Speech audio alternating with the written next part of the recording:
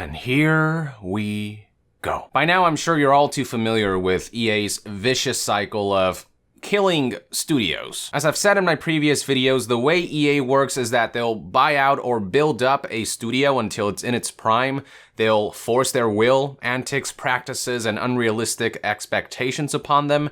And once they've managed to ruin the studio and their games, they'll send it to the chopping block, keep their essential IPs and personnel, and spit out the remaining husk and bones. As I'm sure you're aware by now, the latest victim of this was Visceral Games, the studio behind the highly renowned Dead Space series. According to Kotaku's investigative article on the story behind Visceral's collapse, they said that you can pinpoint the exact moment the studio was doomed to the underwhelming launch of Dead Space 3, a game that received a lot of bad PR after it was forcefully littered by EA with microtransactions, driving many gamers away. By then, EA was pretty much done with the idea of expensive games that players would only play once. They were beginning to gravitate more towards games as services. While there is a lot that happened on multiple fronts behind the scenes that ultimately contributed to Visceral's downfall, suffice to say that EA had a big part to play in all that. And now it seems as though the cycle is bound to repeat itself with EA's announcement on November 9th, 2017, that they've acquired Respawn Entertainment, the developers behind the highly praised Titanfall series. Respawn's origins can be traced back to when Jason West and Vince Zampella, heads of Infinity Ward as well as creators and designers of the Call of Duty franchise, were fired by Activision for alleged breaches of contract and insubordination.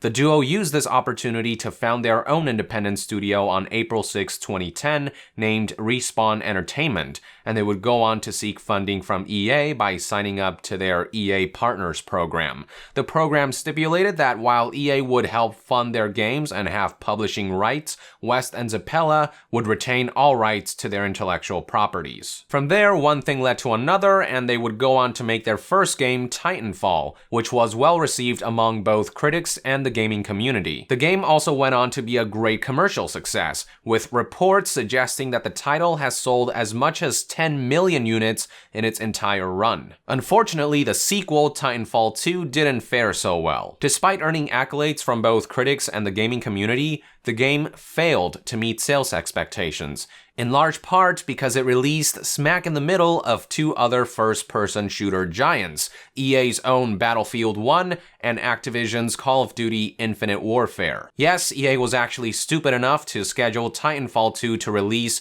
just 1 week after Battlefield 1, which no doubt contributed to the former's lackluster sales. However, despite the title's commercial failure, EA persisted that the Titanfall series would go on. From there, on May 4th, 2016, on Star Wars Day, Respawn announced that they were working on a third-person Star Wars game, and just last month, on October 2017, the studio announced that they were teaming up with Oculus to work on a brand new VR first-person shooter. Which brings us to yesterday, November 9th, 2017, when EA announced in a press release that they would be acquiring Respawn. Remember how Respawn started out wanting to retain the rights to their intellectual properties through this EA Partners program? Yeah, well, now their IPs just straight up belong to EA. Under the agreement, EA will pay $151 million in cash up front, up to $164 million in long-term equity to employees, and up to $140 million that is contingent upon the achievement of certain performance milestones. So we are talking about a potential $455 million deal here. Which sounds great on paper, like any deal with the devil, but now that EA has more autonomy over Respawn Entertainment as a studio and over their projects, this isn't bound to end well. Titanfall 3 will surely become a part of EA's push towards games as services, and in turn, be littered with intrusive microtransactions and loot boxes a la Star Wars Battlefront 2, that will ruin its integrity. And if all this ends up backfiring and Titanfall 3 ends up selling poorly, like Dead Space 3 did as a result of EA's interference, then there is little doubt that history will repeat itself. Respawn will be sent to the chopping block like Visceral was, and EA will fully acquire IPs like Titanfall, over which they'll have full autonomy. Interesting to note is that it's no coincidence that Respawn's acquisition occurred just a month after EA shut down Visceral. According to Kotaku editor Jason Schreier,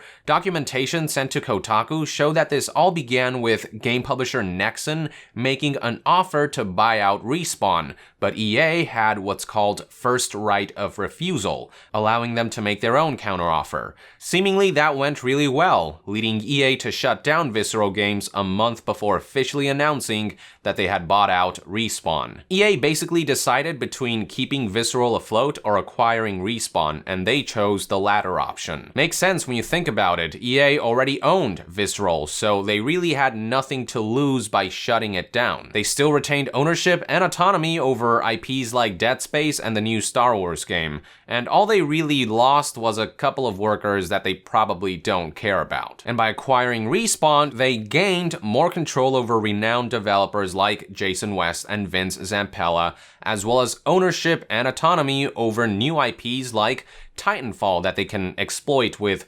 microtransactions and loot boxes to quickly earn back the money they spent in the acquisition. And they can do the same thing for things like Visceral's old Star Wars game that they're reshaping from a single-player linear adventure game to something that conforms to their push for games as services. And if this new partnership with Respawn doesn't end up working for whatever reason, they can always do what they did to Visceral and shut down Respawn, retain ownership and autonomy over Titanfall, do whatever the hell they want with it, and find the next studio to repeat this vicious cycle. My stomach is honestly churning right now thinking about how EA will ruin yet another great franchise. I also can't for the life of me fathom what Respawn was thinking by signing this deal. Now, to be fair, I don't know all the technicalities behind this acquisition. I don't know if Respawn had no choice but to sign the deal with the devil to keep their studio afloat, especially after Titanfall 2's commercial failure. If EA used some kind of legal loophole to gain control, especially after Nexon approached Respawn and started this whole thing. Or if this was actually an amicable agreement that Respawn agreed upon. Regardless of what happened, all I know is that the Titanfall series will never be the same again. EA will find a way to ruin and butcher it like they've done time and again with other great franchises, and once they have no more use of Respawn, which is bound to happen one of these days, they'll inevitably dump them like dead weight. So yeah, I don't see these recent developments as a bright new partnership for great future endeavors or whatever it is that EA is saying about this.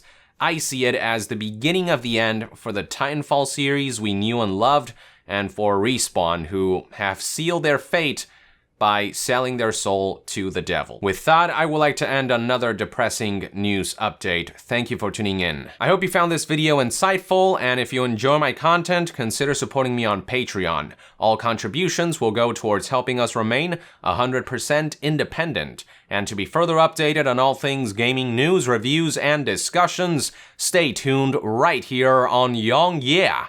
I'll see you guys next time. Young out.